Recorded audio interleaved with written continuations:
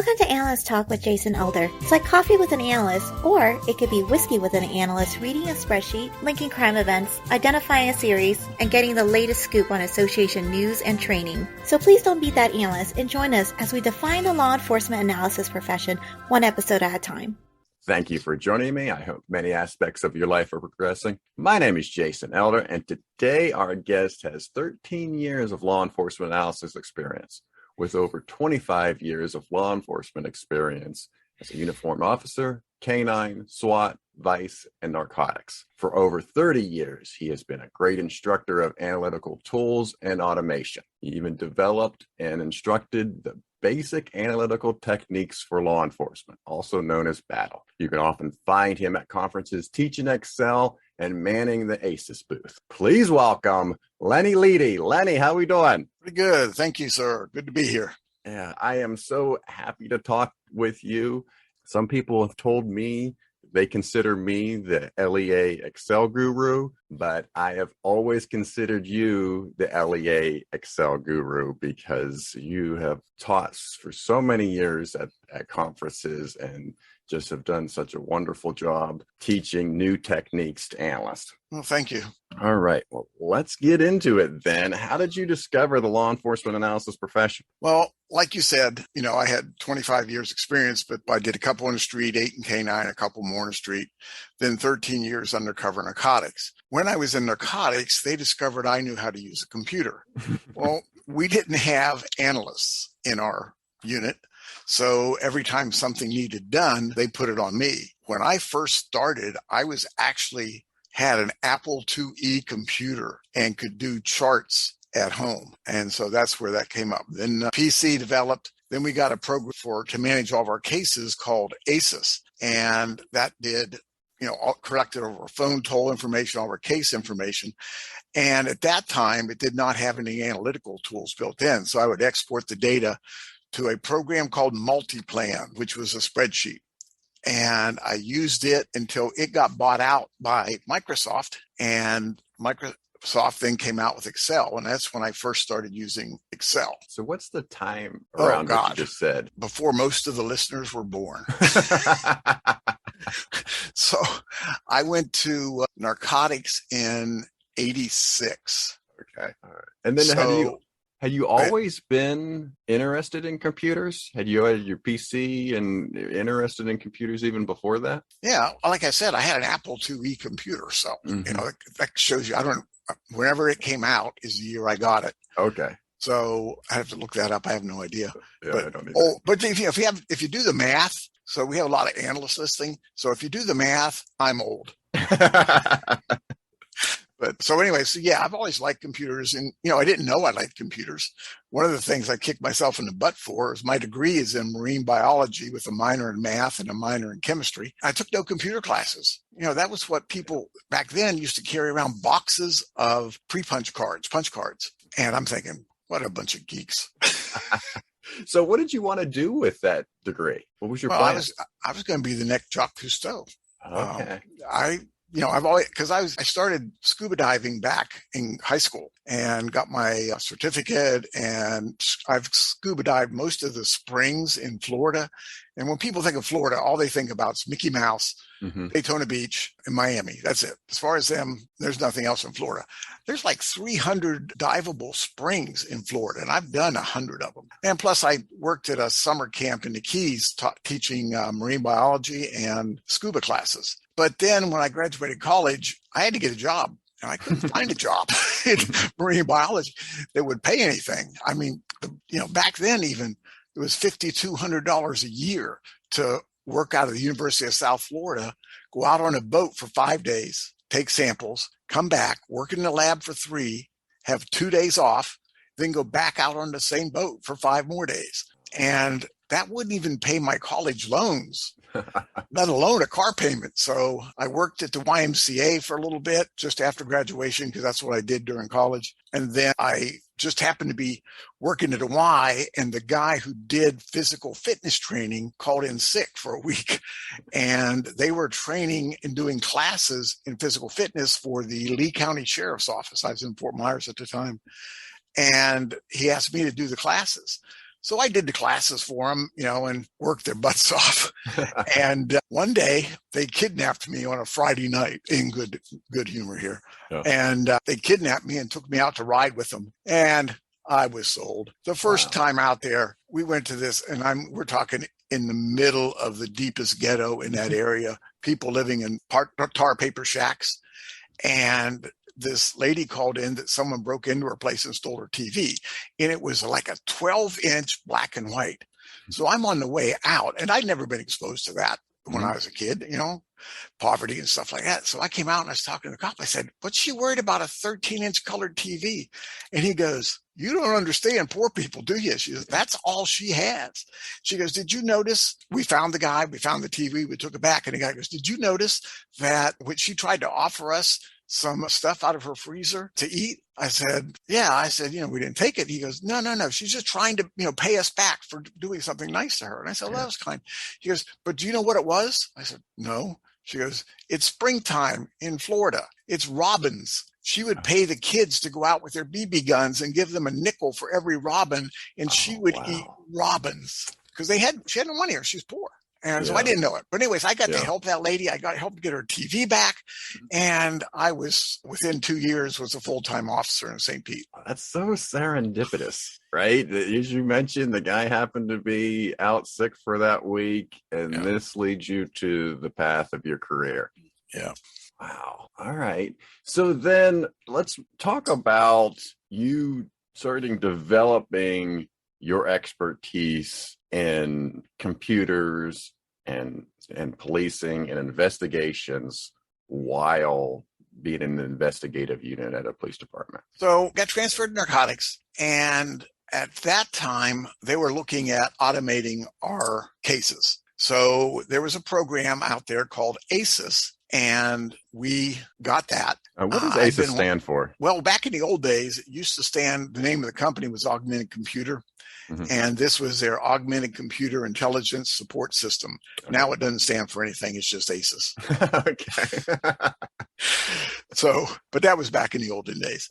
So anyways, I could collect the data on phone records. We had an old Bartek pin register, and we would get phone tolls. So I could upload those to ACISS. And ACISS did some basic things like a frequency analysis, time of day, day of week, and that's about it. I mean, this is back, you got to realize this is back in the 80s. And, I don't even, some of the other big vendors were even there then. So I found a program called Multiplan, and it was a spreadsheet program. And I started using it to do all this analysis, and basically had to learn on my own because there were no classes. Well, then Microsoft bought Multiplan and came out with Excel. Well, I basically took every Excel class there was. I went to the junior college, I took the classes, and they did good. I mean, they were teaching Excel, but they were teaching it from a business aspect, bookkeeping and stuff like that. And one of my most advanced classes, at the end of my, 10 or 12 weeks, whatever it was, class, the guy goes, "Yeah, and then there's this thing called pivot tables." And he goes, "And it does some analysis stuff." And I looked at that, and the next day I'm doing pivot tables, and oh my God, life changed at that point.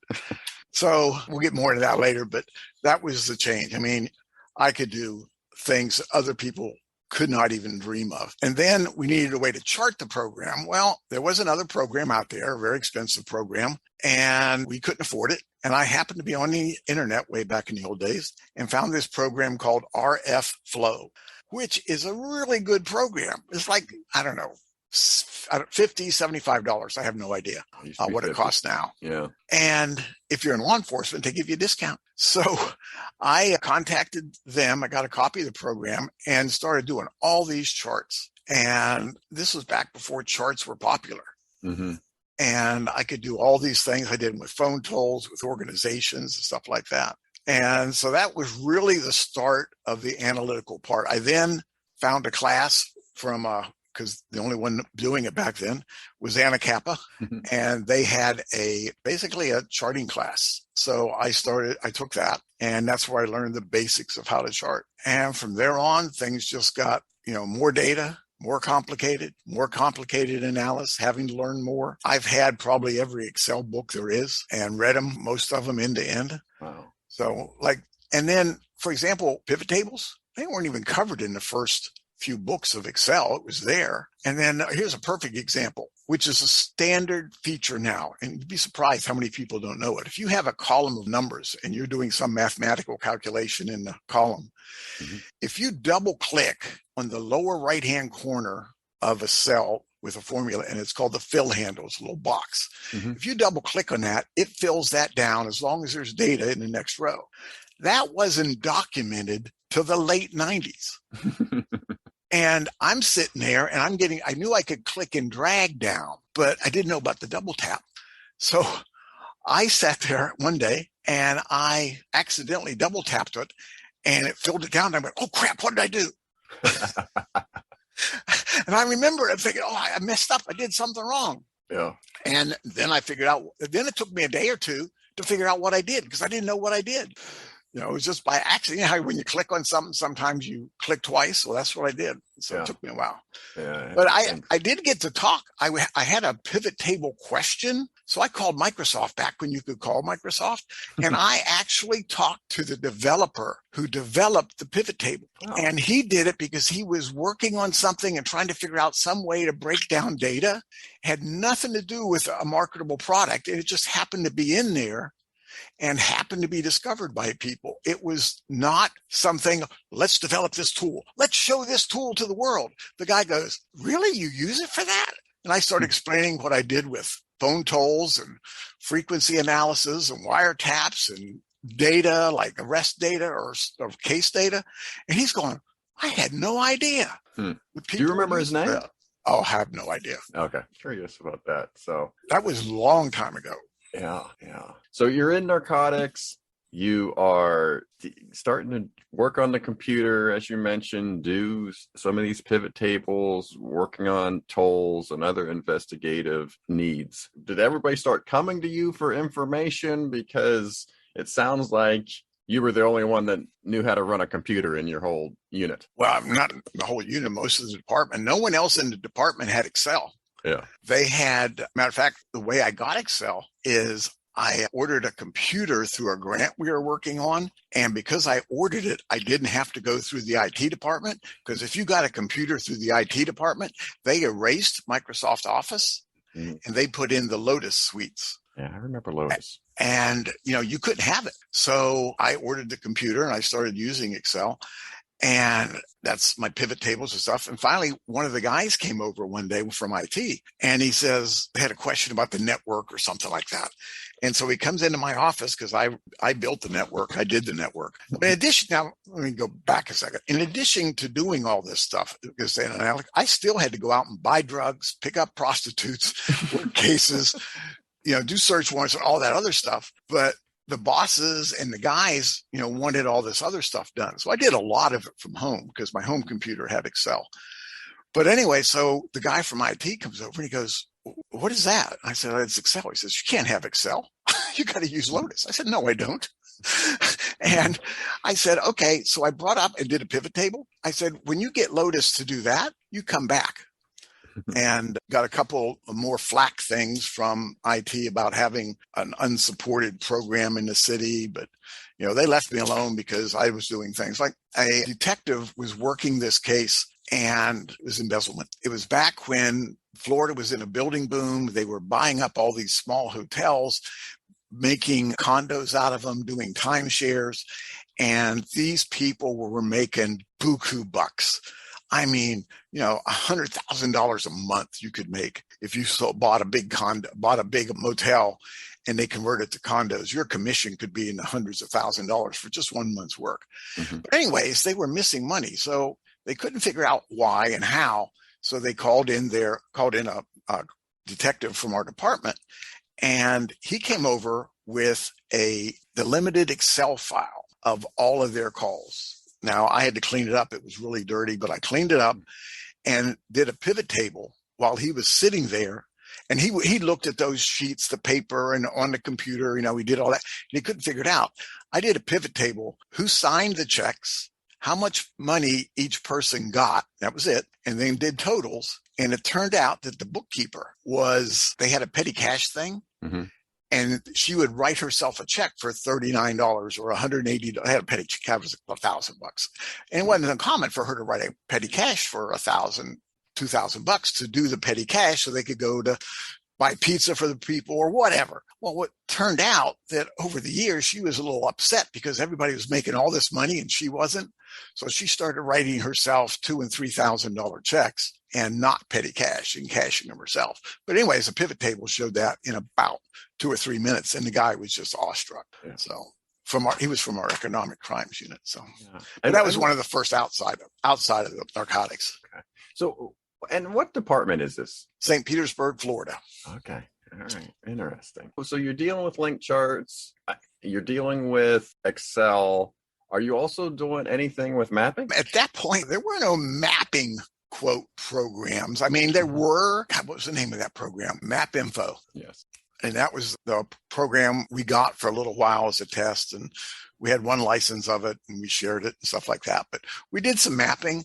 But for example, a lot of the mapping we did by hand. Well, when you put an address into ACISS, it knew what the zone was, the police zone, what district. The city was divided into districts. Districts were broken down into zones, and zones were broken down into CTs or census tracts, really small areas, bordered by streets and things, a typical neighborhood, where you have, one way in and one way out. That'd be one CT. And so you had CTs. Well, anyway, we got a new chief and great guy, Chief Kurt Singer, came from LA. And his first meeting with the staff was held. And my boss went over there from Narcotics, major. And Mickey Stepanoff, great guy too. He was my major for years. He's one of the reasons I got to do all this stuff because he saw all the stuff I could do. So he let me do training. He let me go out and get training. He let me go out and do stuff. I got to do a lot because I was, beneficial to the unit. He saw my skills, could only help the unit. Well, anyway, so he came back and he goes, can we get all the drug arrests broken down by census tract? And I go, well, I can't do the whole department, but I can do all the narcotics arrests. And since we do all the drug evidence for the whole department, as long as there's an address on that drug seizure by patrol, I can do that. He goes, do that for me. So into ACISS, give me all the narcotics cases and narcotics evidence with the address, blah, blah, blah, and down to CT, import that into Excel, do a pivot table, break it down by census tract, count the number of incidents. And I gave it to him 15, 20 minutes at the most. And he went, this is cool. And he was laughing. And I'm going, okay. I didn't think anything of it. So he went over to the chief's office and he gave this document to the chief. And the chief said, this is just what I wanted. I wanted a breakdown. So when I get called to a meeting at a neighborhood, I can go in and say, well, look, here is the crime in your area. He goes, now, can you do this with other stuff? He goes, no, we're only narcotics. He goes, oh. He goes, do me a favor, go back in he had a side office with a little kitchen and stuff like that back around the corner where they could make coffee and had a microwave and stuff. He says, go in there and wait for a second. And he called the head of the department in to his office. And he went in, and the guy is I don't want to give away too much, is former military and very, yes, sir, no, sir, a brusque, I'm the boss type thing. Well, anyway, calls him in. And he goes, now explain to me during the meeting, I asked for a breakdown of all the crime by, I think they're called census tracts. And because he didn't know, he's a brand new chief, been there a week. He goes, yes, sir. He says, I told you I can't do that. He goes, why not? He goes, well, our computer system doesn't do that. He goes, so what can you break it down in? Well, I can give you all the addresses. He goes, well, what about the zones or districts? He goes, well, I don't know. Not really, because their system didn't break it down by then. Now, this is a long time ago. Well, anyway, so he says, well, they have this system over in narcotics called Leedy. He thought Leedy was the name of the computer. He didn't know Leedy was a person. So the chief says they have this computer program called Leedy.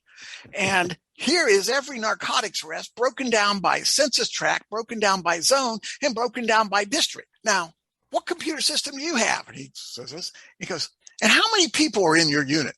And he goes, he said, how much am I paying you? Well, how much does this Leedy system cost? And, just, because the guy was very brusque with the chief, and the chief finally turned around and said, no, I'm the chief, and started chewing his butt out. Well, anyway, so he said, I want something like this for all the arrests in this city by this, and gave him the printout that I did. This is back when we had fan fold paper, and God, I haven't done it so long. What's the paper called that had the holes in the side? Yeah, I know. It was with the reel, and was it the green and white line paper? Yeah. So anyways, dot matrix. Dot matrix fritter. That was, by the way, the 15 minutes to do the report, that was a piece of cake. It was the 30 minutes to wait till it printed. But anyways, he took that and he went back into the office and he starts cussing and screaming about Leedy this and Leedy that, because he knew who I was. And he never corrected the chief, and threw the paper down on the floor and then jumped up and down on it like a little kid. Oh, God, it was hilarious. Of course, I wasn't there. A friend of mine called me and said, what did you do? Oh, man. That is awesome story. So you should develop a software called Leedy in honor of that story, because it's a fantastic story. Oh, God. But and the chief was a great guy. I mean, so was Mickey, my supervisor. But anyway, so things like that. All right. So then you retire, and you've been teaching for a while now, and you start working for ACISS. And I want to move away from that now and just talk a little bit about Excel and link charting. For RF Flow, I'll start there. That's a software that I've used, and you mentioned it's only like $50. I think it is only $50 last time I saw it. And what I really like about that program is I used to use it for timelines.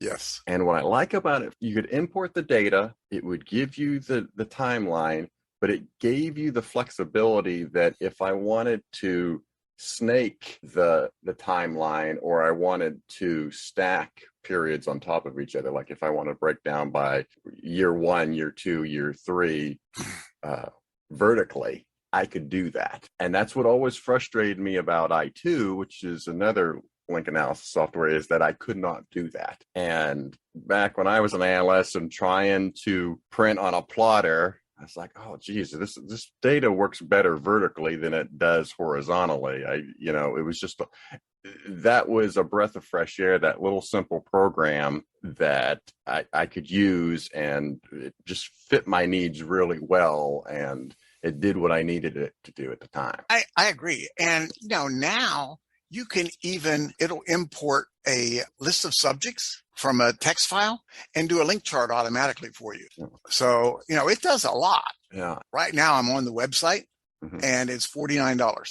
Okay. So it hasn't changed. I think it was $49 or $50 when I was using it back in 2003. Yeah. But they have a section even on their website about how to use it for crime analysis. Oh, good. So, all right, we'll put the link to that in the show notes here. If you, the listener, want some more information, maybe you can't afford some of the other link analysis software, but you certainly hopefully can afford that RF Flow program. Well, it also, I use it for my telephone charts too. I could import a frequency analysis. It would do that. And it would do a multi-target analysis too. So you can see the links between, and it does all of that just by importing the data. So I'll send you that link, because there's a link right to their crime analysis charts that they have. Okay. All right. So let's get into Excel then, because you probably already have mentioned it, but I'll ask one other than the pivot table. What function or formula in Excel do you really think has had a huge impact on the law enforcement analysis profession? Oh, God, there's so many things, like I said, but, pivot tables, if for nothing else, pivot tables are the way to go. But then the ability, when you bring in your data, you can click and break it down using auto filters. Yeah. And, just by clicking and dragging, you can break down data, total data, take out all the white males charged with, prostitution and cocaine, And now, I only went to females, just click a button. Whereas if you're using data out of something like ACISS, you got to go in and change your formulas. You got to do everything. Where with Excel, you just click on the little drop-down arrow at the top of this column, and you can bring it in.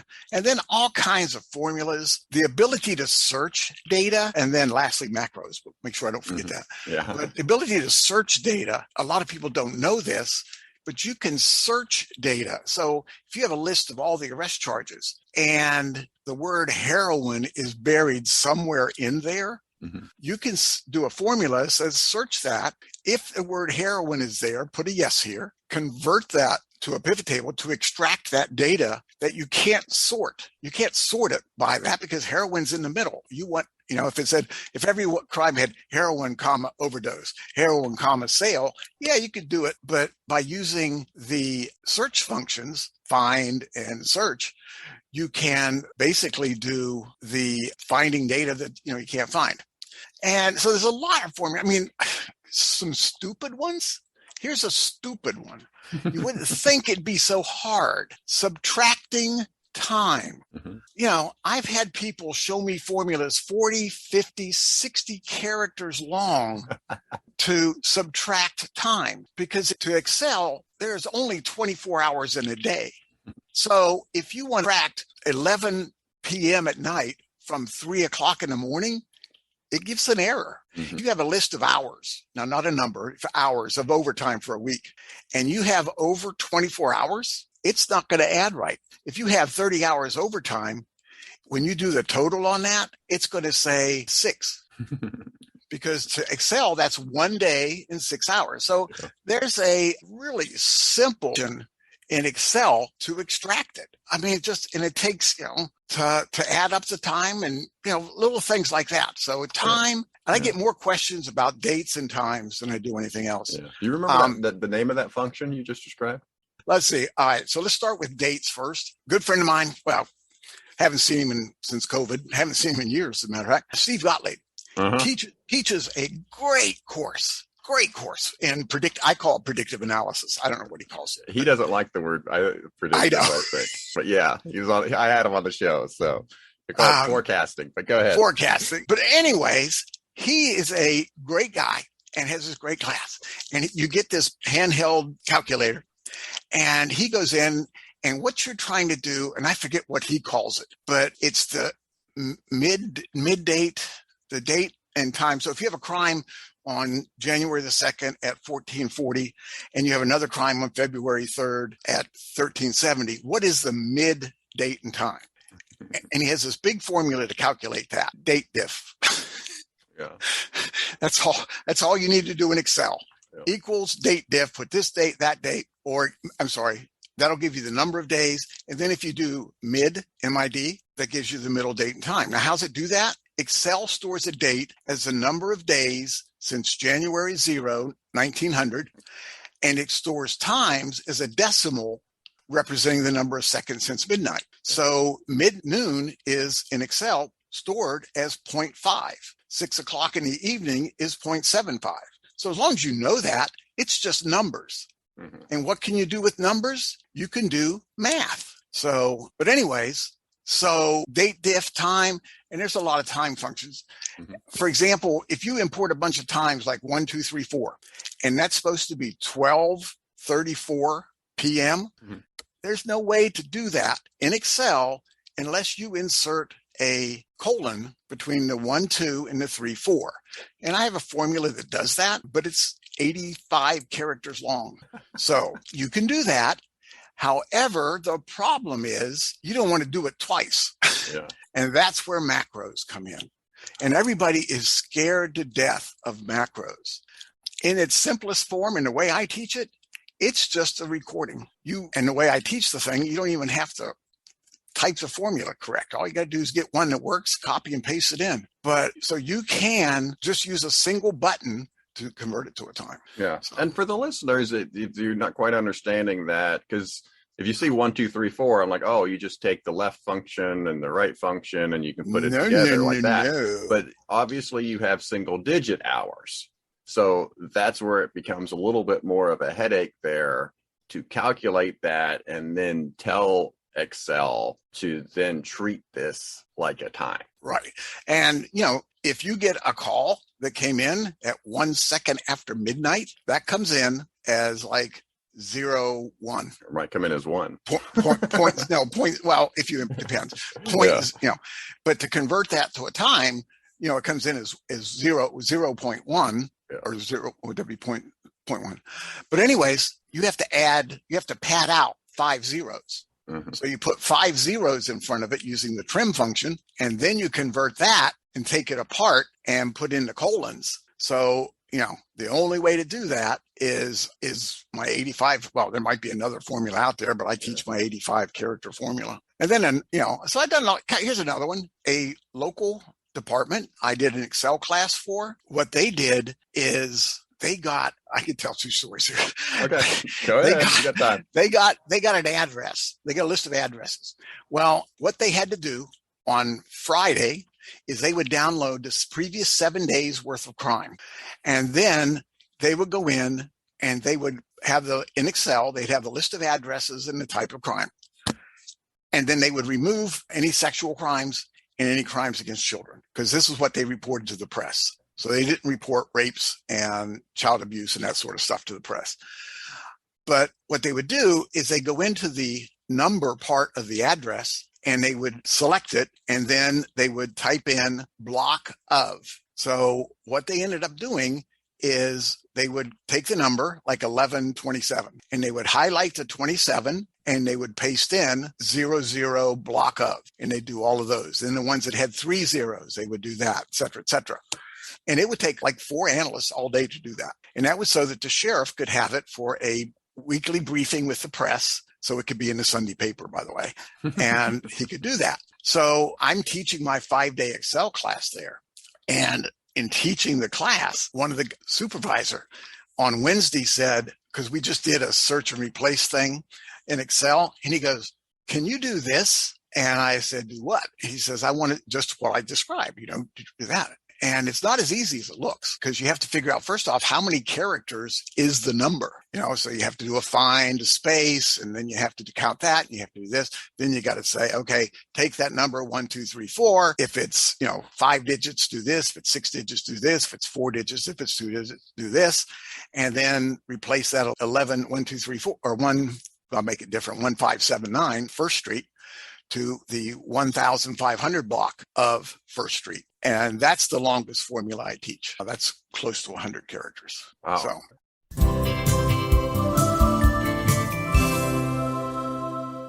You are the host of a new video tutorial segment for LEA podcasts. Yes. Called Small Steps. Just give the audience a little snippet on what they can expect from these videos. Yeah. So the idea is there's a lot of things, and without having to sit through an hour-long thing to get through multiple things at once, just a short videos.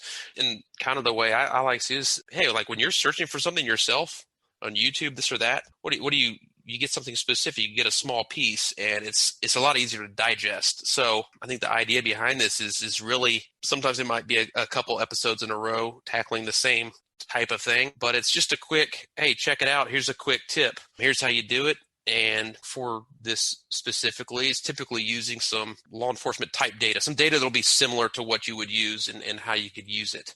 So like examples, just, text a column or certain formulas, concatenate, VLOOKUP, XLOOKUP. Some of these, some of these you just, like I say, you might not. I don't by any means consider myself an expert. Anything to make it easier. I kind of learn at the same time, and I love sharing with other analysts. Not an hour-long class. You don't have to sign up for it. It's not costing you $10 for stuff you might or might not know. It's just quick videos, quick tips. So this video series, it will release every Tuesday. If you have suggestions for what you would want videos shown of, whether it's in Excel or Access or SQL or whatever program it may be, send us an email, leapodcasts with an S @gmail.com, or give us a comment in one of our social media postings.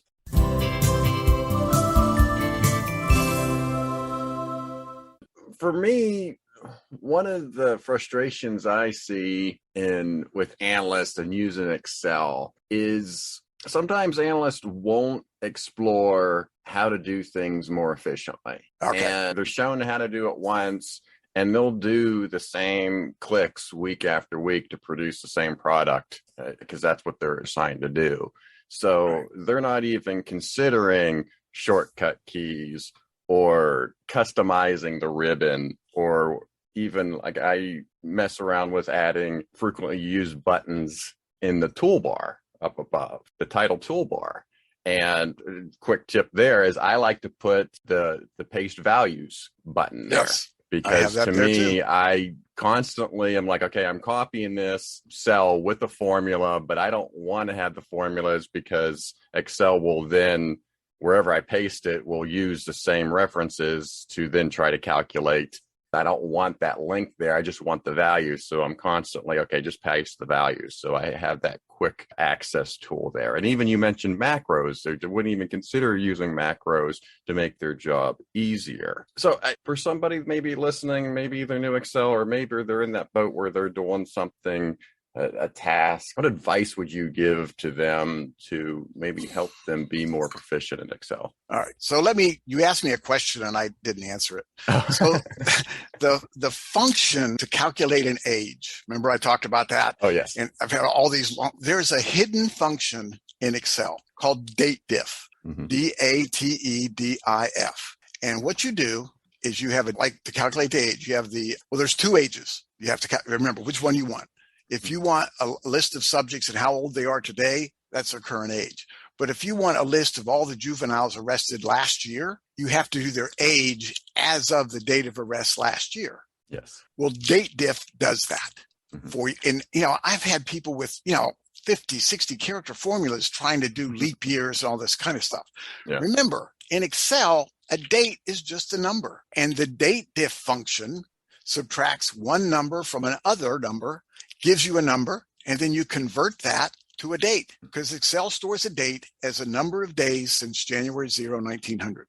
So anyways, date diff does that. Now, the problem is, I'm guessing at this point, that used to be a documented function in Excel, and then it went away. Now it's back, it's documented, but it's hidden. In other words, it's not right there for you to see easily. But if you type in equals date diff left parentheses in Excel, you can click on it shows a little part of the formula right below it. You can click on that and up comes the help. And what it says is Excel provides the date diff function in order to support older workbooks from Lotus 1, 2, 3. Okay. So my thinking is Excel stole that function from, I'm guessing, don't get Bill Gates to sue me. Yeah. I'm guessing Lotus, when they started losing all because there are people on this that have never heard of Lotus 1, 2, 3. Yeah, the only program they know is Excel, or what is Google's called? Google Count or Google. I don't even like know. There's some Google now function. You can use Excel in Google, so I don't even know how much it's used. But anyways, so I'm thinking they got sued by Lotus and they had to take it out. They left it in there, but it was not documented. There was no help function for it. Okay. Now the help function's back, so I don't know. But anyways, date diff. So if you're gonna say, what did I learn during this podcast? date diff to calculate an age. Okay, right. I'm sorry. No, let's go back. Let's go back. Where were we? Okay, so now we want to help the analysts. Yeah, help the analysts be more proficient by making their tasks easier. What advice? Number one, there are several Excel people out there teaching. I personally think I teach the best, but that's me. No, I'm just kidding. Absolutely.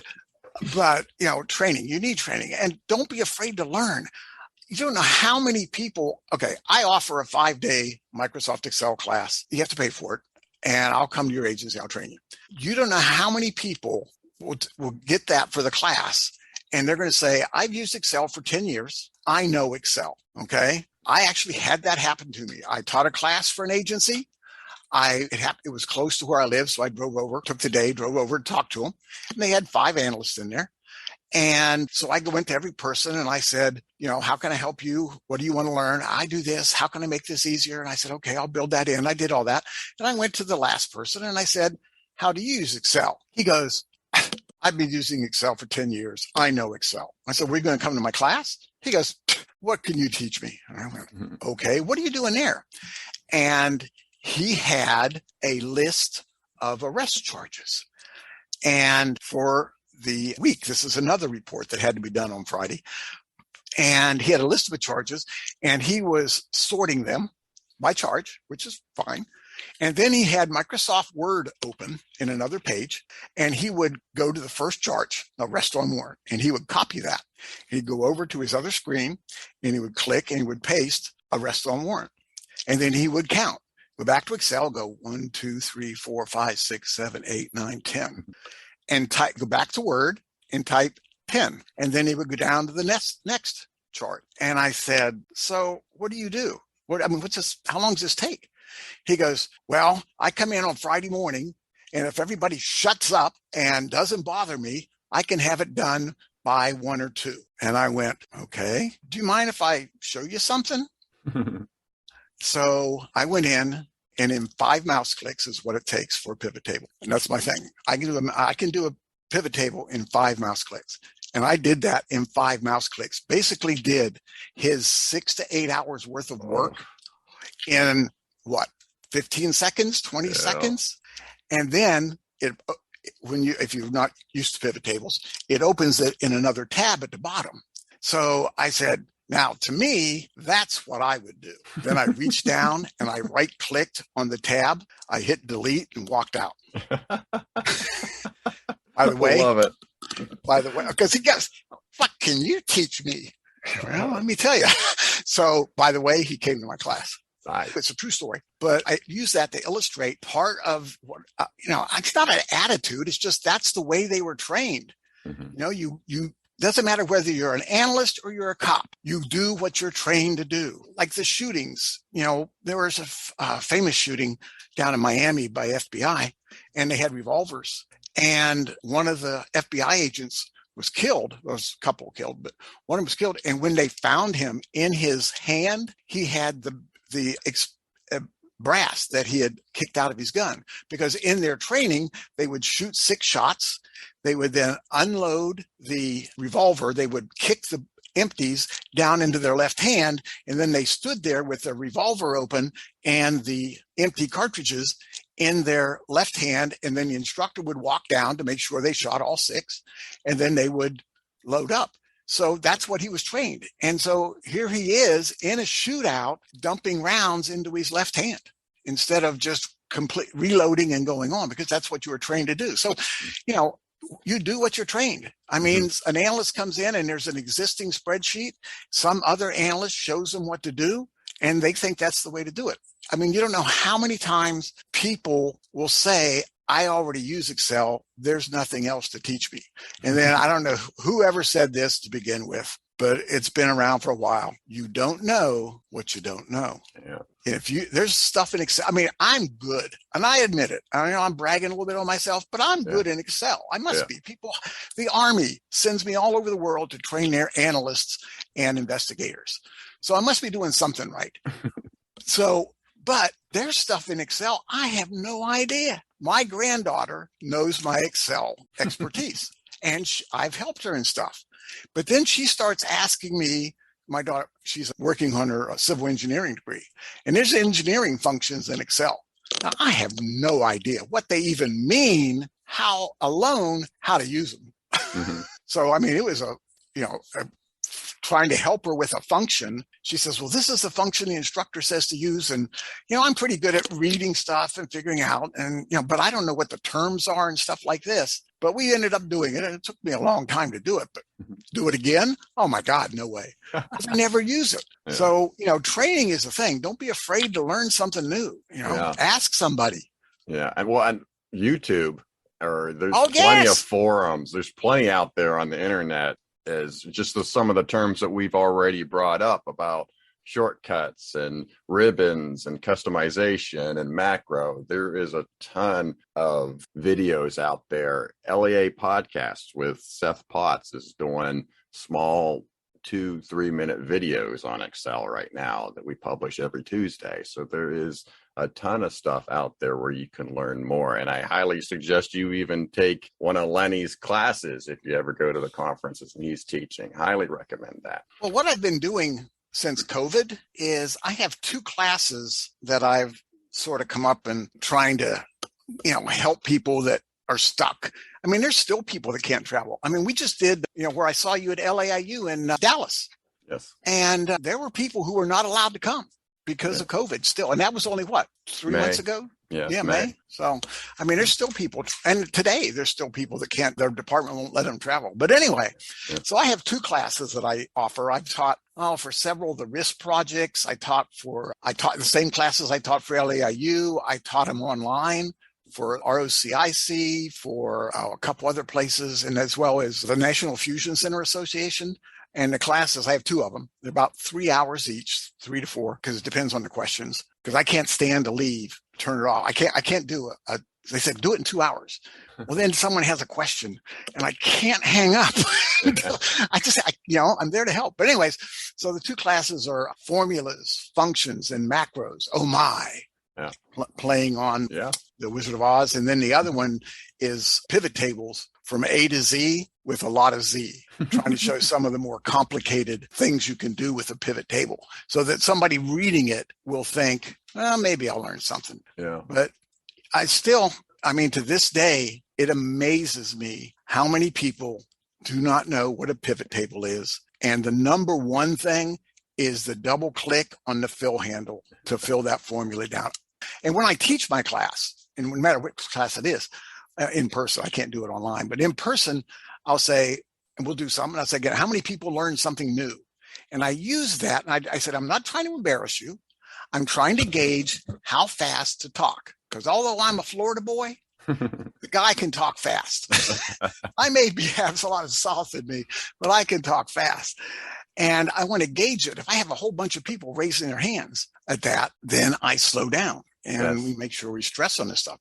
But seriously, a third to a half did not no matter when I did teach it, don't know about double click on the fill handle. Yeah. Actually, I was wondering if you have a solution for something that I'm frustrated with Excel that I wish it would do a better job of, and maybe I'm missing something. So there are times when I'll have detailed data and I want something that probably would look more like an access report.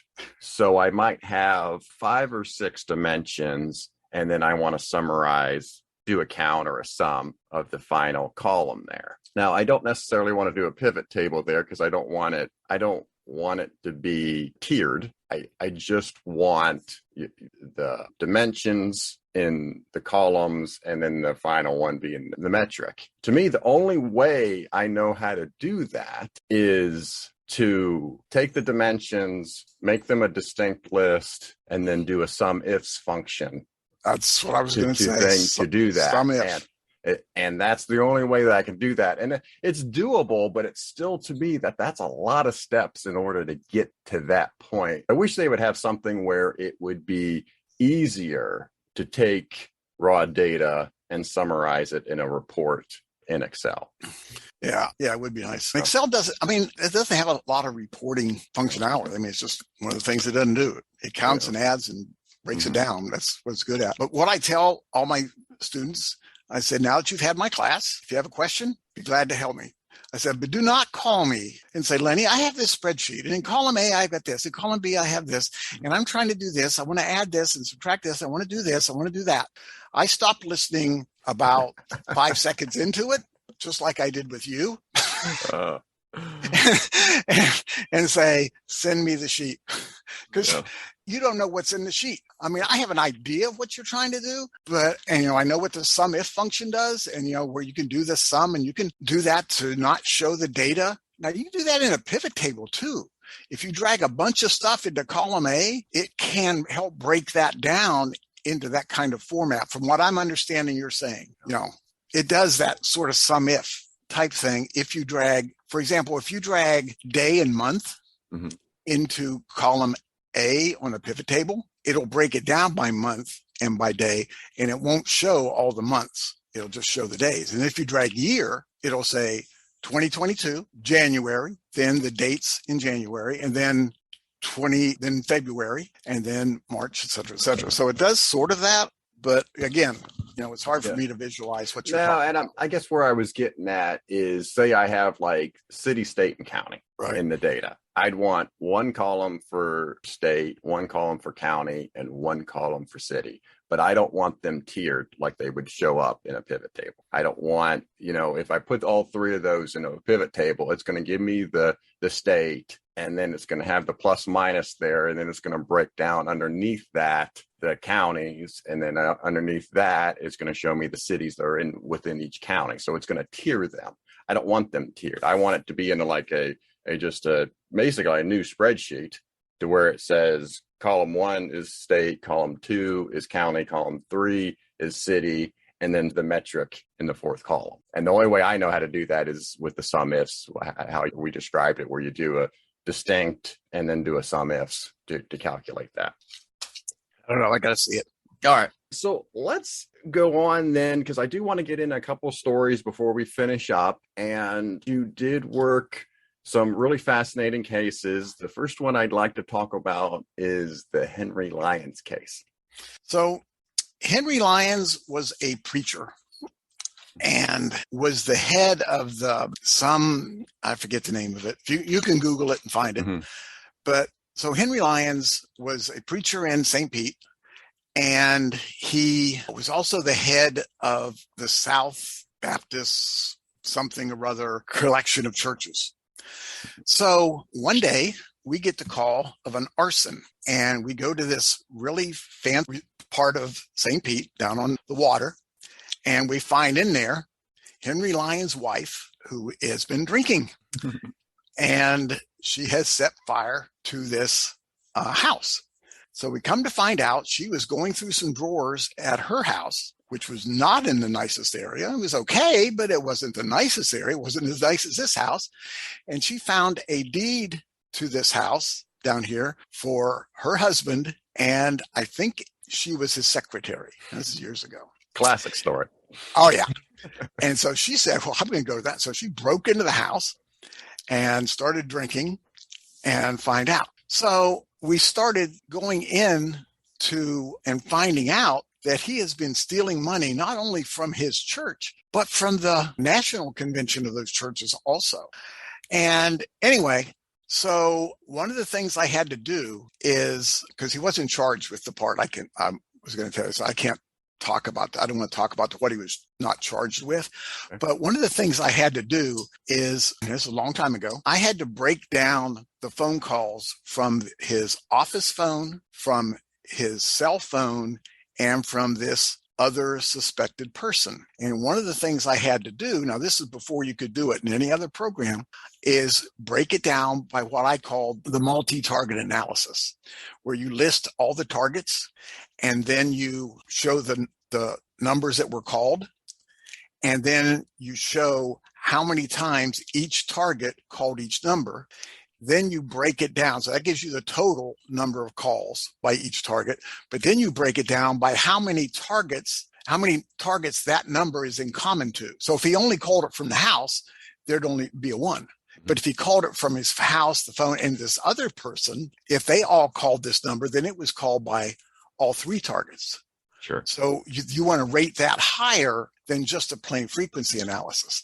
So I had to come in at 5:30, 6 o'clock in the morning every day during this investigation, and then break out the total calls like that, and then the daily, what happened in the last day, how many targets. And that had to be done and faxed, believe it or not, to the state attorney for their daily meeting, because this was a high profile case.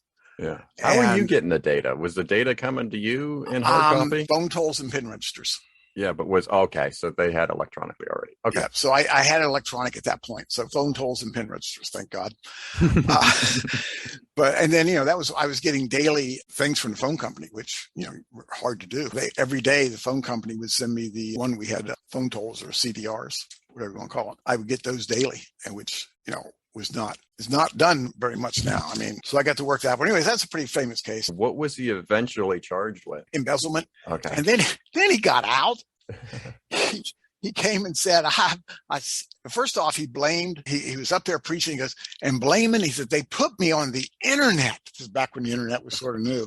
I'm on the internet. They're accusing me of all this internet stuff. And the congregation is all behind the preacher, right? Sure. So they're all screaming and hollering about the internet and this. Then they find out he's stealing their money. They weren't so happy. So anyways, he gets out of jail, goes back, and says, I have seen the way. Jesus has taught me the way and wants me back. He wants me in front. They hired him back and caught him stealing again. Oh, then he only went, once. Then he went, so they fired him. He went to another area of the state close by here and started a daycare center, and then put his girlfriend in the charge of the daycare center and him as an advisor, paying them, tens of thousands of dollars in consulting fees. They don't do anything. So he got fired from that one too. Jeez. So anyways. Yeah. Some people never learn, I guess. God. Oh, all right. So yeah, let's go to the next one, because this is one that's more recent, and I think people are going to be aware of this case. Well, I had another one, so I'll go back to that one in a second when you get a chance. But so the one you're talking about is I got to work on the Boston Marathon bombing. Yeah. Now, I was on the periphery of the case, but the Massachusetts State Police is using ACISS software. Well, in addition to the case management program, one of the modules we have is called Tips and Tasks. It's to manage leads. So in my unit, we use it for all the drug tips. The drug tip would come in, we'd fill out the information, we'd give it to a supervisor, he would review it, he would then assign it. And when you assign it, you give him a due date. And if it's not done by the due date, the supervisor's notified and the investigator's notified. And then if it's a crap tip, you're not going to do anything with it. You just close it out. But if it's a good tip and you've got 3 addresses and a phone number and a vehicle and all that kind of stuff in the tip, all you got to do is click a button and it will copy all the tip information into a case, put it into the report. And all you got to do is add any new information and do a narrative and your report is done. So anyways, they have this software. So I was at a conference in Texas. I think it was in Austin. I'm not sure where I was. And I'm in a conference. I got called out of the meeting. My cell phone was ringing. So I went out and, Lenny, we're using ACISS to track all the leads in the bombing. How do I assign a tip to someone that's not built and doesn't work at my agency? I said, well, and to enable that, go to System Admin, go to Tips, click this button, do this, and then click that. And then an option will be where you can just type in the name and it will build them for you. So you don't have to build them first. He goes, thank you. I said, but what bombing? He goes, the marathon. I said, because I didn't put the 2 and 2 together. I said, what marathon? He said, the Boston Marathon. 2 bombs have gone off. We've got 5 or 10 people dead. We got hundreds of people injured because this is the first 30 minutes. They didn't know what they had. Mm-hmm. And so myself and the other guys from ACISS, we basically worked with them till midnight. And every lead that came in was done in our software. And up until midnight, when the FBI came in and took over the things, they declared it a terrorist act and they put themselves in charge. So they stopped using ACISS. Mm-hmm. So anyways, that's one of the biggest honors of my life. Think about that. Yeah. They're sitting around scraping the bottom of the barrel in the whole United States. And at the very bottom, amongst all the gunk and everything else, my name popped up.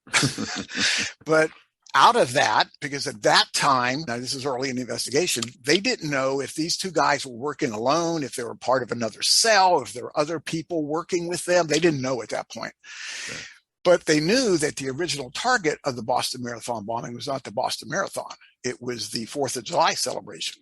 But they got the bombs done early, so they were going to do both. Mm-hmm. Well, anyways, so for about a month after the bombing, I called them. I said, hey, let's do a wash of this and see what you can do better, what we can do better, and see what we can come up with. And they said, sure. So we did this, and we're on the phone for about an hour. And Dermot Quinn, Major Quinn, who later became Colonel Quinn, who is now retired. But anyways, Colonel Quinn said, well, I'm going to tell you something not everybody knows. And he told us that they weren't sure what was going to happen and that the original target, and they were afraid there's going to be a bombing for the 4th of July. Mm-hmm. So he said, well, two things. First off, can we have the software? Well, in our software, it's based on the number of users. So they had like 200 user license. Well, there were 1,000 people using the software. Well, if you're using our software and something like the Boston Marathon bombing happens, or Kaylee Anthony, the little girl in Orlando, it was using that also. But we will open up our software for unlimited users for 30 days, no questions asked. And at the end of 30 days, if you need it more, we'll do another 30. Well, anyways, so what they asked is if they could keep this open because they had so many people on this till after the 4th of July. And we said, no problem. We actually kept it till the end of August. But anyway, and I said, so whatever else you need. And he goes, well, I need you. I says, okay, well, I'll do whatever you want. He said, no, you don't understand. I want you to come to Boston. And no, I'm not going to break into the song. I want you to come to Boston, and you're going to work in the command center. If something happens, we are going to use ACISS to track all the leads in ACISS. And I want you there just to make sure we're doing it right because, you've been doing it so long, et cetera, et cetera, et cetera. Like I said, one of the biggest, the honors of my life, my second wife, my children, my grandchildren, and being asked to be up there and work the command center. So I actually flew up there and worked 3 20-hour days and nothing happened. Be glad it didn't. Oh my God. How long did you do that for? 3 days. Oh, you just did it for 3 days. Okay. Yeah, and that was just right around 4th of July? Yeah. I think the 2nd, 3rd, and 4th is when I was there. But so nothing happened. But be glad it didn't, because the people so if we have people from the Northeast, they're going to get mad at me. Not mad at me. Here's my joke. It's true. The people in Boston, they take the 4th of July very, very serious. To them, this is their holiday. Oh. They're the ones that threw the tea in the water. They started all of this. So the rest of the country is just hanging on. I mean, they have the Boston. Know that. Oh yeah, the Boston Pops Orchestra plays at this outdoor pavilion. I mean, they close the city. You can't drive in the city. You have to take subways. They don't call it subways. They call it, you get a Charlie card to ride it.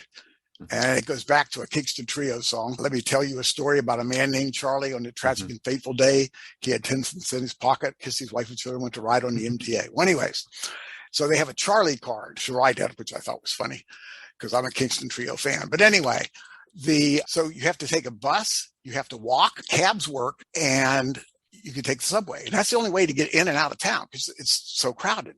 Had the bombs gone off then, and they'd have put them in the choke points, like where everybody's trying to crowd down to the subway station. Yeah, well, that was similar to the Olympic bombing, right?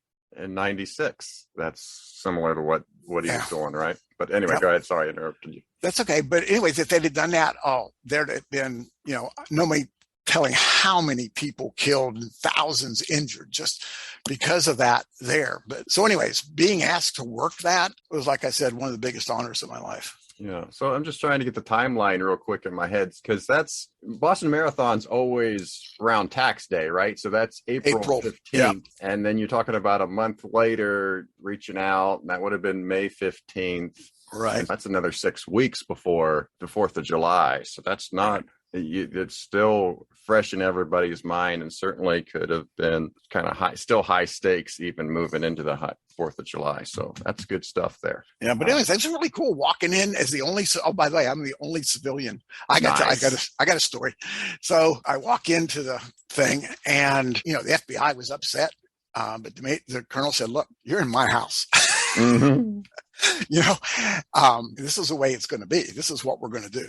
So anyway, being asked to do that was really cool. I mean, so I'm sitting, they have a bunch of rows of tables, and everybody had computers. And I had ACISS on mine, and I'm doing all this stuff, checking names.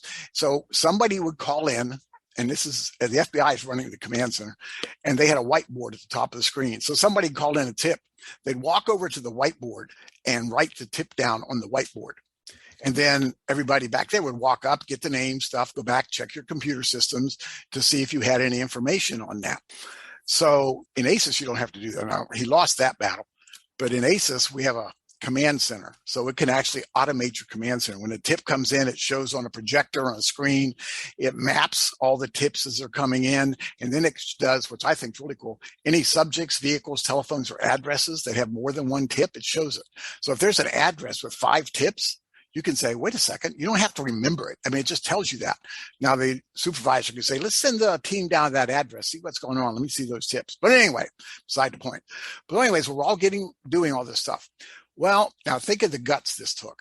2 detectives says, I have a Middle Eastern male, short hair, cleanly shaved, carrying a backpack. He has just set the backpack down by a tree and is walking away. That's what they did in the Boston Marathon bombing. Mm-hmm. That first bomb, I don't remember which one it is, but went over and put it down by a garbage can, a tree, and a little kid. And when it went off, it killed that kid right away. Mm-hmm. So anyways, did the same thing. Think of the guts it took those 2 undercover detectives to walk up to that guy. Mm-hmm. So they're talking to the guy, and they're sitting there, and they come up and they said he's a student and he lives such and such, and he's from, and I forget if it was Iraq or Iran, one of the 2. And they said, here's his phone number from his cell phone and where he lived in Iraq or Iran. So at everybody's table, you had your name and the agency you represented. So I had Lenny Leedy, and I had Massachusetts State Police. There was Boston PD, the Navy was there, the Army was there, all the local police departments were there. The college had their own thing. And behind me were 3 people with a name and no agency. Okay, let that sink in. Mm-hmm.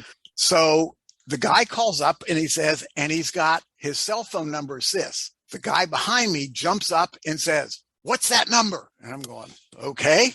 So he tells him the number, and in about 15 or 20 seconds, let me get the wording right, we have calls to, not targeted, but calls to countries of interest, but no calls of significance. Mm-hmm. You know what that was? Think about it. It was the NSA and the CIA were sitting behind me. Yeah. And they checked that phone number. What was that program called back then? Where all calls out of the United States to be taken by the NSA. Yeah. Anyway, so that's what that was. I just thought that was cool. Yeah. So I turned around and I said, now I know where you work. And they just smiled at me. Well played. Well played. All right. Did you have another story you wanted to tell? We did Romeo Mathis. Romeo Mathis was the first, when he was prosecuted under the federal statute for the death penalty for crack cocaine. So if you did so much crack cocaine, then they could request the death penalty on you. And he was found guilty under that. Turned out, they said that was too extreme. He lost that, so he got life in prison. And then a certain president went ahead and pardoned him. So anyways, beside the point, he had a bunch of people working for him. And this was my biggest, at that time, the biggest cell phone PIN registers, phone tolls that I'd ever worked. And this is back when beepers were popular. Mm-hmm. And so what he did, he had a bunch of dealers working for him. And we did 10,000 phone calls a month. I'm sorry, in 3 months. 10,000 phone calls in 3 months. Wow. How do you do 10,000 phone calls in 3 months? And it was, he'd send out a beep, then he'd get a call in, and then he'd send out another beep, get a call in. I mean, what is that? 3,000 calls a month, 100 calls a day. Yeah. How do you do that for 3 solid months? And so we did that. And back then I did the majority of the analysis I did in ACISS because, by this point, ACISS's pen register program, I had told them what we wanted to do, which is sort of cool. They weren't cops. So they basically built the software on our suggestions. What do we need? So I basically spec'd out what was in the telephone analysis package. I want to do a frequency analysis. I want to do time of day. I want to do day of week. Then they would write the code and they did it because, they didn't know. But anyways, it turned out it's a fairly decent program. And I was still doing some stuff in Excel because they didn't have that functionality yet. But that was another one of those, every day I was working phone tolls, but 10,000 phone calls in 3 months. I can tell you how I made an analyst cry. I'm teaching Excel up in Orlando area for HIDA. They hired me up there to go up there and teach a class. So I was up there teaching. And in Excel, if you have a phone number in Excel, 10 digits, you could go in and type left parentheses, type in the area code, right parentheses, put in a space, type 3 numbers, put in a dash, and then type the number, correct? Mm-hmm. But you can just type the 10 numbers, and then you right click, format cell, click format on the column, right click format, go to special, and about the third one down there is phone number. Mm-hmm. And it will add that for you. Yeah. So I'm in the class and I am teaching that. And I said, here's a quick trick, because I like to do these quick tips of things people don't know. Mm-hmm. And here's a quick tip. And I said, click here, right click, do this, do this. And then I look back a few minutes later, and this girl has tears in her eyes. And I joke a lot. I'm very outspoken. And I'm thinking, oh crap, I offended her. Mm-hmm. And I don't want to do that. I'm a nice guy. So I asked her, I said, what did I say? Did I say something? I'm so sorry. She goes, you don't understand. And I went, my God. She goes, I hand typed 30,000 phone records into Excel. And we had the number called from, the called to, and the call number. And I typed in left parentheses, right parentheses, space, dash, and the number. She goes, that took me a month to do that. I spent 40 hours, a whole week, just typing left parentheses, right parentheses, space, and a dash. She figured out how many characters she typed, how fast she types per minute. And she figured she spent 7 days just doing the parentheses, a dash. I'm about to cry. Well, you think about, because numbers, you can type pretty fast, but then you got to look at the keyboard, hit the shift, find the parentheses, make sure you have the space right. It's not as quick as you're just typing numbers or letters. That's the same class. I almost killed an analyst. Jeez, oh. Yeah. So I tell jokes in my class because Excel's not it's boring. Okay. Yeah. So I try to tell jokes and make people laugh. So I told this stupid joke and I look back and the class, it was so tight. We were so tight in there. There was only one aisle and there was like 10 people to a row. And you had to actually walk down one end of the classroom and go behind 10 people to get to the other. Mm-hmm. And so I look back and 3 rows back is a girl. And just like you hear on TV and when you go to first aid class, face is red, she has her hands around her throat. Her eyes are bulging out. She's choking, right? So I got done telling this joke and I looked back and I knew what it was. So I jumped up on the instructor's table. I ran across all 3 tables and I'm yelling, call 911, call 911. And they're all laughing, thinking I'm doing more joke stuff, right? Yeah. So the whole place. So I grab her, I push the table out of the way, I pick her up and I'm doing the Heimlich on her. And all of a sudden everybody said, I think Liddy is serious.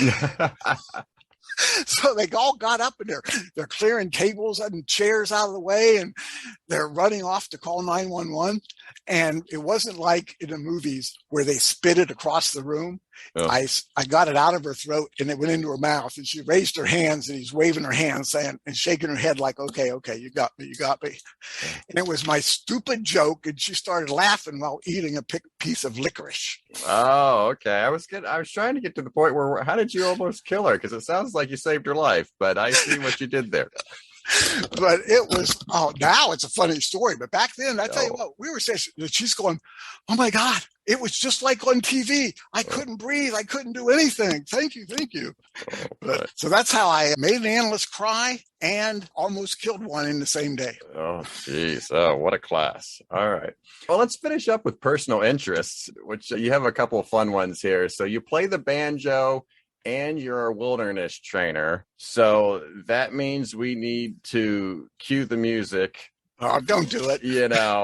Cues the music, Deliverance. But just to talk a little bit about both of those. Well, when I had a football track scholarship in college. Now, what the heck does this have to do with Banjo and whitewater canoeing? So I had a football track scholarship in college. And I was used to getting up at 5 a.m, going down for the weight room, going to class, then having skull sessions at night and doing this. And then when I went to work for the YMCA, my boss required me to put in my 40 hours during the day. And I had to do night things for the community. I did different things, Indian guides and all kinds of different programs. So I was used to working 60, 80 hours a week. So then when I became a cop, I got bored. I basically worked 8 hours and went home. So I happened to be looking, and the local college said, we're teaching a wilderness survival class. And I said, I like the wilds. So I took the class, and we did rappelling. We did a little bit of canoeing, and we did, wilderness survival, map and compass, and, all the skills, building fires, all that kind of stuff. So we did that, and I liked it. I had a good time. Well, anyways, I became good friends with the instructor, and I started teaching with him. Well, then he moved away. And in that time, I had there's a place called the Nantahala Outdoor Center in North Carolina, which, to me, if you want to learn canoeing and kayaking, that's the place to go. It's on the Nantahala River. So I took the whitewater canoe instructor. First, I took basic whitewater classes, and then I took the instructor's class. And so out of that, I started a business because I was bored. And I would teach what I called my wilderness skills class. And we did rock climbing, rappelling, whitewater canoeing, some wilderness survival stuff. And then we did 2 days of whitewater, 2 days of rock climbing. Well, it worked out that I had my days off rotated. They went from Monday, Tuesday to Thursday, Friday to Saturday, Sunday. Well, I worked midnights. I got off Friday morning. So I would jump in the car, because we would do the basic stuff here in Florida. And then I would jump in the car on Friday, drive to Yona Mountain in Helen, Georgia, where we taught rock climbing. And we did that for 2 days. And then we would go and do a day of whitewater there in Helen. There's the Chattahoochee River. And then we would go to North Carolina and go on the Nantahala River and then come home. And I didn't have to take any time off because I was off Saturday, Sunday, Monday, Tuesday, and I have to be back to work till Wednesday afternoon. So it worked out well, and I did that for years. Well, that's my whitewater, my wilderness classes and the whitewater and stuff like that. And I've done that for years. And I've also been interested in the banjo. It started with Bonnie and Clyde and listening to Foggy Mountain Breakdown. I said, that's so cool. And then I happened to go to a concert by Sha Na Na, which is a band from the 70s. Anyways, Steve Martin opened for them. Yeah, because he's a banjo player. Oh, he is a banjo player. Yeah. He's one of the best in the world. And he walks out with an arrow on his head, arrow through his head, playing Foggy Mountain Breakdown. And so I got interested, and I said, I don't have any real musical talent, and I don't. As a matter of fact, I'm sitting here. If this was on video, you could read my T-shirt. It says, I play banjo because I like it, not because I'm good at it. Nice. And my problem is I just don't have time to practice. If I practice more, I could be better. But anyways, so seeing Steve Martin, and then I started taking banjo lessons. Well, then I got transferred to Narcotics, and I had no free time anymore because I ended up working evenings and then courts all day, search warrants, all that kind of stuff. So for years, I didn't do anything. And then when I retired, I started taking some more banjo classes and teaching some other whitewater stuff. But I enjoy it. I enjoy the outdoors, and I enjoy doing that. Excellent. So, that's something people, when you say, tell me something you think Leedy does, they're going to say, well, he's a computer geek. And you're like, well, he is. I'm sitting here right now, and I've got 3 monitors and my laptop. And so I am a geek. But Lenny does like my wife and I. My wife was really cool. My wife was a cop for 30 years at St. Pete, retired on a Friday, became a sheriff's deputy, and did 15 years as a sheriff's deputy, did 45 years. She was the first female SWAT member in the state of Florida. Wow. When she went to the police Olympics, she not only outshot all the women, she outshot all the men. Nice. And homicide detective for 15 years, worked a pretty famous case. I even got to work on that one too. I did the link charting, and it was the Oba Chandler case. If they want to Google that, OBA Chandler, Chandler. A mother and 2 daughters came down from Ohio. They worked on a dairy farm. They owned their own dairy farm. and they came to Florida, and just the girls, the white mother and two daughters. The dad had to stay there because cows don't take a vacation. They still need to be milked. Well, anyways, the girls came down. They met this guy in Tampa. They did all the touristy stuff, met this guy in Tampa. He took them out on a boat. He raped them, tied them, duct taped their hands and feet together, tied a cement block around their necks, and threw them overboard alive. My wife worked that case for 5 years. And basically, I did all the link charts on all that. And I did all the phone toll. We worked the case in conjunction with the FBI, but the FBI, it was so much paperwork for them to do a pen register and the trap and trace that we did it for them. They wrote the paperwork, but we did all the data. So I did all the analysis on that and ended up catching it. And he ended up getting the death penalty. He was put to death a few years ago after about 20 years on death row. And my wife has been on national TV 5 or 6 times. So for your listeners, if you're saying, wait a second, that sounds familiar. She has been on, most recently, on a show called Family Massacre, which was on the Oxygen Channel. And it was, they did 10 shows. And one of those shows was about the Rogers family. Your wife's name? Cindy Leedy, Leedy. But if you Google Cindy Leedy or Cindy Cummings, because we weren't married back then. So yeah, I took my girlfriend out to Reno, Nevada. I was there for a week teaching a wiretap class and came back married. I don't know how that happened. I seriously, we went out there and all of a sudden I come back and now I'm married. But we lived together for 18 years before that because it took me that long to convince her. Yeah. But anyway, so I got to work that case and got to do a lot of stuff on that. So that was sort of cool.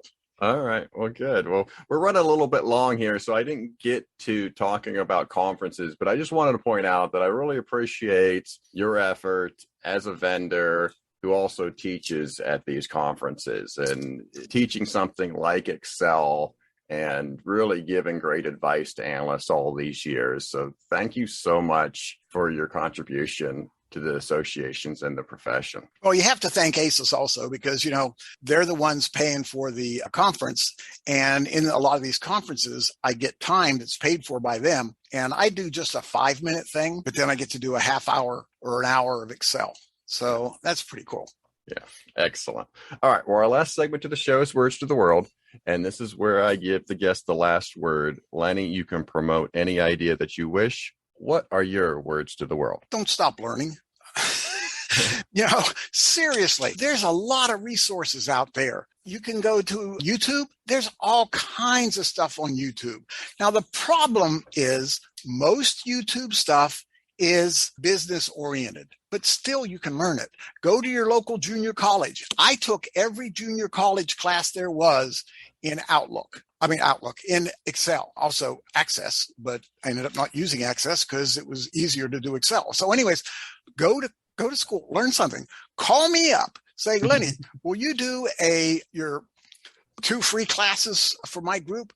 Yeah, you get 20, 30 people in, or, if you work at a sheriff's department, get the local police departments. We'll set up a conference call and I'll send you some files and you can follow along. And don't be afraid to learn, and especially stop saying, I've been using Excel for 10 years. I already know everything is in Excel. I've been using Excel since 1990 or 91 or 92, whenever it came out. I've been using Excel ever since then. There's a whole bunch of stuff I don't know. So, and I learn stuff even from classes I'm teaching. Someone will come up with some unique way of doing something. I'll go, I didn't think of that. So use your resources, and they are multiple. Is that good? Very good. Well, I leave every guest with you've given me just enough to talk bad about you later. That's easy for me. But I do appreciate you being on the show, Lenny. Thank you so much, and you be safe. All right. Have a good day, sir.